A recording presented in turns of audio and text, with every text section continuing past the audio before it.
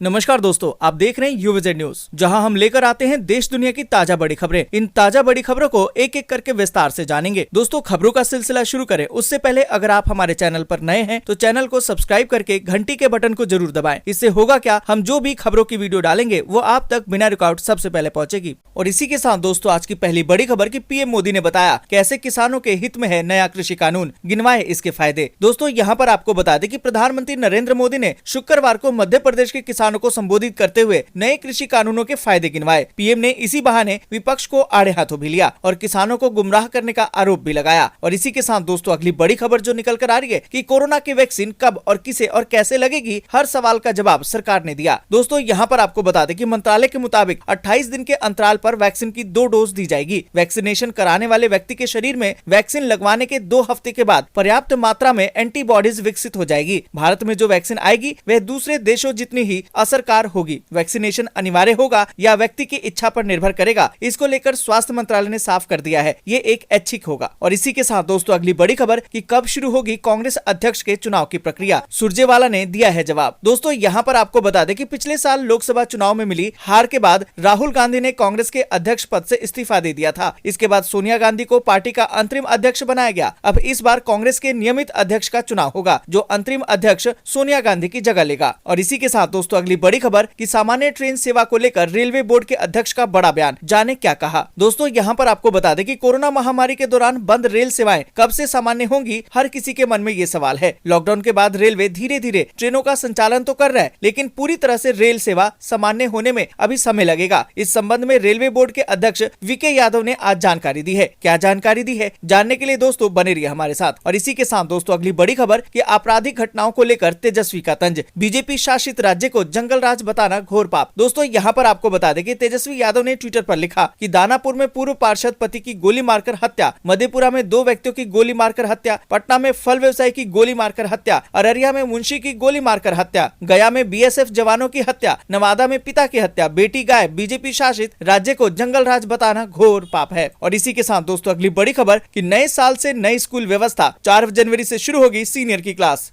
नीतीश सरकार के फैसले को विस्तार से समझिए। दोस्तों, यहाँ पर आपको बता दें कि कोरोना संकट के कारण बिहार में बंद पड़े स्कूल और कॉलेज और कोचिंग संस्थानों का खुलने का रास्ता अब साफ हो गया है। शुक्रवार को क्राइसिस मैनेजमेंट की बैठक मुख्य सचिव दीपक कुमार ने बताया कि राज्य के स्कूल, कॉलेज, कोचिंग संस्थानों को खोलने का काम अब शुरू कर दिया जाएगा। सभी स्कूलों के पहले फेज में 9वीं, 10वीं, 11वीं और 12वीं की कक्षाएं और कॉलेजों के फाइनल ईयर की कक्षाएं खोली जाएंगी। और इसी के साथ दोस्तों, अगली बड़ी खबर कि योगी सरकार में हो रहे विकास पर बोली है बसपा प्रमुख मायावती, कांग्रेस पर साधा है निशाना। दोस्तों, यहाँ पर आपको बता दें कि मायावती ने उत्तर प्रदेश की वर्तमान योगी सरकार के दौरान बनाए जा रहे गंगा एक्सप्रेसवे और जेवर एयरपोर्ट को अपनी सरकार के दौरान तैयार किए गए विकास मॉडल का हिस्सा बताया है। और इसी के साथ दोस्तों, अगली बड़ी खबर की जेडीयू भी लड़ेगी बंगाल में चुनाव, 75 सीटों पर नीतीश उतारेंगे उम्मीदवार। दोस्तों, यहाँ पर आपको बता दें कि नीतीश कुमार की जनता दल यूनाइटेड पश्चिम बंगाल विधानसभा चुनाव लड़ने का मन बना रही है। पार्टी की बंगाल यूनिट ने चुनावी खाका भी खींच लिया है। जनता दल यूनाइटेड के बंगाल प्रभारी के अनुसार पार्टी ने बंगाल की 75 सीटों पर अपने उम्मीदवार उतारने की तैयारी कर ली है। और इसी के साथ दोस्तों, अगली बड़ी खबर की सोनिया की उद्धव को चिट्ठी, दलित आदिवासियों के लिए किए गए वादों की दिलाई है याद। दोस्तों, यहाँ पर आपको बता दें कि चिट्ठी के जरिए कांग्रेस महाविकास अघाड़ी ने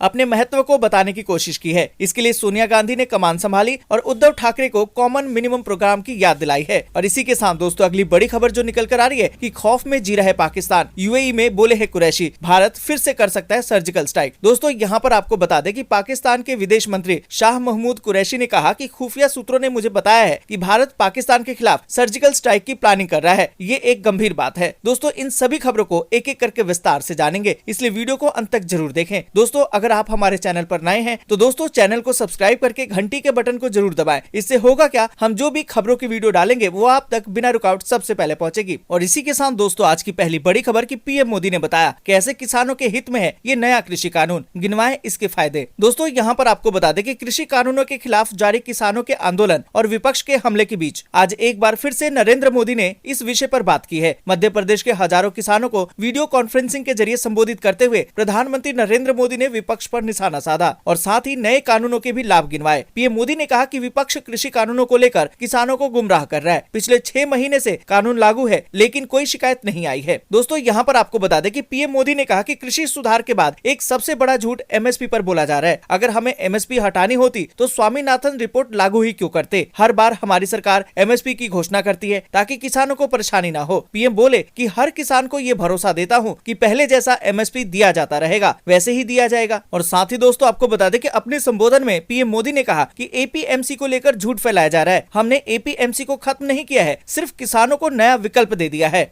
और साथ ही दोस्तों आपको बता दें कि पीएम मोदी ने बताया कि देश के कई राज्यों में पहले से ही कॉन्ट्रैक्ट फार्मिंग एग्रीमेंट चल रहे हैं। ऐसा पहली बार नहीं हुआ है। पंजाब की कांग्रेस सरकार ने हाल ही में ऐसा ही एक कॉन्ट्रैक्ट किया था। हमने अब इसमें बदलाव किया है कि किसान से कॉन्ट्रैक्ट करने वाली कंपनी को अपना वादा पूरा करना होगा। दोस्तों आपको बता दें कि प्रधानमंत्री नरेंद्र मोदी ने अपने संबोधन के अंत में किसानों को बातचीत का भरोसा दिया है। पीएम मोदी ने कहा कि देश के अधिकतर किसान इस कानूनों के साथ हैं, लेकिन अब भी किसी को आशंका है तो हम सिर झुकाकर हाथ जोड़कर हर मुद्दे पर बात करने के लिए तैयार हैं। देश का किसान, किसानों का हित हमारे लिए सर्वोच्च है। पीएम मोदी ने कहा कि 25 दिसंबर को एक बार फिर से मैं देश के किसानों से बात करूंगा। दोस्तों यहाँ पर हम आप लोगों से पूछते हैं, जिस तरीके से पीएम मोदी ने किसानों को संबोधित किया और नए कृषि कानूनों के बारे में जो भ्रम था उस पर बात की, इस पर आप क्या सोचते हैं कमेंट करके जरूर बताएं। और इसी के साथ दोस्तों अगली बड़ी खबर कि कोरोना की वैक्सीन कब, किसे और कैसे लगेगी, हर सवाल का सरकार ने दिया है जवाब। दोस्तों यहाँ पर आपको बता दें कि स्वास्थ्य मंत्रालय ने कहा कि वैक्सीन के ट्रायल्स अंतिम चरण में है। भारत सरकार वैक्सीन लॉन्च करने को तैयार है। क्या सबको एक साथ वैक्सीन उपलब्ध करवाई जाएगी? इस सवाल के जवाब में स्वास्थ्य मंत्रालय ने कहा कि सरकार ने प्राथमिकता के आधार पर समूहों का चयन किया है। जिनके कोरोना से संक्रमित होने का खतरा अधिक है उनको पहले वैक्सीन दी जाएगी। स्वास्थ्य मंत्रालय के मुताबिक सबसे पहले स्वास्थ्य कर्मी और अन्य कोरोना वॉरियर्स को वैक्सीन दी जाएगी। इसके बाद दूसरे समूह में 50 साल से अधिक उम्र के लोग और गंभीर बीमारी वाले 50 साल से कम उम्र के लोग होंगे। दोस्तों यहाँ पर आपको बता दें कि स्वास्थ्य मंत्रालय ने साथ ये भी बताया कि 50 साल से अधिक उम्र के लोगों को भी शुरू में टीका दिया जा सकता है, लेकिन ये टीके की उपलब्धता पर निर्भर करेगा। मंत्रालय के मुताबिक 28 दिन के अंतराल पर वैक्सीन की 2 डोज दी जाएगी। वैक्सीनेशन कराने वाले व्यक्ति के शरीर में वैक्सीन लगवाने के 2 हफ्ते के बाद पर्याप्त मात्रा में एंटीबॉडीज विकसित हो जाएंगी। भारत में जो वैक्सीन आएगा वह दूसरे देशों में जितनी असरकार होगी। वैक्सीनेशन अनिवार्य होगा या व्यक्ति की इच्छा पर निर्भर करेगा, तो इसको लेकर स्वास्थ्य मंत्रालय ने साफ कर दिया है कि ये एक ऐच्छिक होगा। और इसी के साथ दोस्तों अगली बड़ी खबर कि कब शुरू होगी कांग्रेस अध्यक्ष के चुनाव की प्रक्रिया, सुरजेवाला ने दिया जवाब।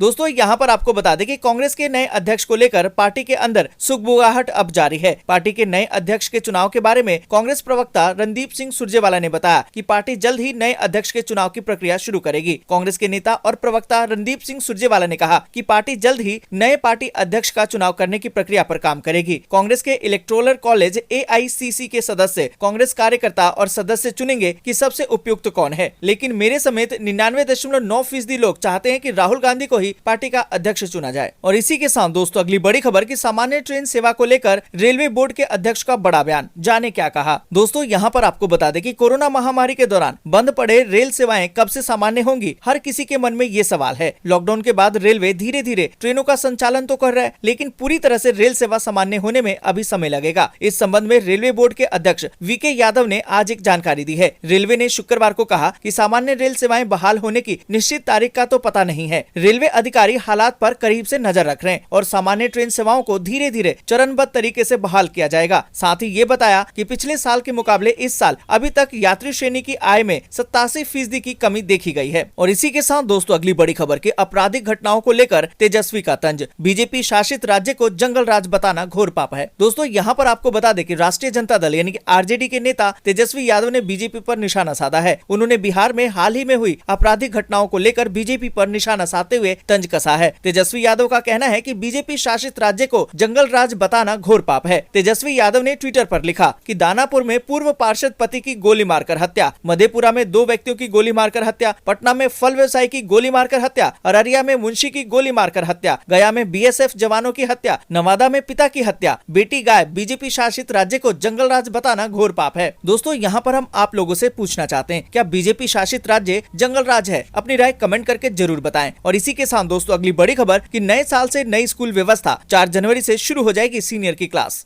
दोस्तों यहाँ पर आपको बता दें कि कोरोना संकट के कारण बिहार में बंद पड़े स्कूल, कॉलेज और कोचिंग संस्थाओं का खुलने का रास्ता अब साफ हो गया है। शुक्रवार को क्राइसिस मैनेजमेंट की बैठक मुख्य सचिव दीपक कुमार ने बताया कि राज्य के स्कूल, कॉलेज और कोचिंग संस्थानों को खोलने का काम अब शुरू कर दिया जाएगा। सभी स्कूलों में पहले फेज में 9वीं, 10वीं, 11वीं और 12वीं की कक्षाएं और कॉलेज के फाइनल ईयर की कक्षाएं खोली जाएंगी। साथ ही कोचिंग संस्थाएं भी खोली जाएंगी। और इसी के साथ दोस्तों अगली बड़ी खबर की योगी सरकार में हो रहे विकास पर बोली बसपा प्रमुख मायावती, कांग्रेस पर साधा निशाना। दोस्तों यहाँ पर आपको बता दें कि योगी सरकार में हो रहे विकास कार्यों पर बसपा प्रमुख मायावती ने अपनी प्रतिक्रिया दी है। मायावती ने उत्तर प्रदेश की वर्तमान योगी सरकार के दौरान बनाए जा रहे गंगा एक्सप्रेसवे और जेवर एयरपोर्ट को अपनी सरकार के दौरान तैयार किए गए विकास मॉडल का हिस्सा बताया है। मायावती ने ट्वीट करके कहा कि यूपी में खासकर गंगा एक्सप्रेसवे हो या फिर विकास के अन्य प्रोजेक्ट अथवा जेवर में बनने वाला नया एयरपोर्ट, पूरे जग जाहिर तौर पर ये सभी बीएसपी की मेरी सरकार में ही तैयार किए गए विकास के ये वो प्रख्यात मॉडल है जिसको कर पहले सपा और अब वर्तमान बीजेपी सरकार अपनी पीठ थपथपा रही है। और इसी के साथ दोस्तों अगली बड़ी खबर कि जेडीयू भी लड़ेगी बंगाल में चुनाव, 75 सीटों पर नीतीश उतारेंगे उम्मीदवार। दोस्तों यहाँ पर आपको बता दें कि अगले साल होने वाले पश्चिम बंगाल विधानसभा चुनाव में जनता दल यूनाइटेड के राष्ट्रीय अध्यक्ष और बिहार के मुख्यमंत्री नीतीश कुमार ने बंगाल की सीएम ममता बनर्जी की टेंशन बढ़ाने की तैयारी कर ली है। जानकारी के मुताबिक जनता दल यूनाइटेड ने पश्चिम बंगाल विधानसभा चुनाव लड़ने का फैसला कर लिया है। फिलहाल पार्टी ने 75 सीटों पर अपने उम्मीदवार उतारने की तैयारी कर ली है। जनता दल यूनाइटेड के बंगाल प्रभारी गुलाम रसूल बलियावी ने कहा कि उनकी पार्टी पिछले 3 साल से पश्चिम बंगाल में काम कर रही है और अब चुनाव आने के साथ ही पार्टी ने ऐसे 75 सीटों का चयन कर लिया है जहां पर पार्टी अब उम्मीदवार उतारेगी तो उसे सफलता हासिल हो सकेगी। और इसी के साथ दोस्तों अगली बड़ी खबर की सोनिया की उद्धव को चिट्ठी, दलित आदिवासियों के लिए किए गए वादों की दिलाई याद।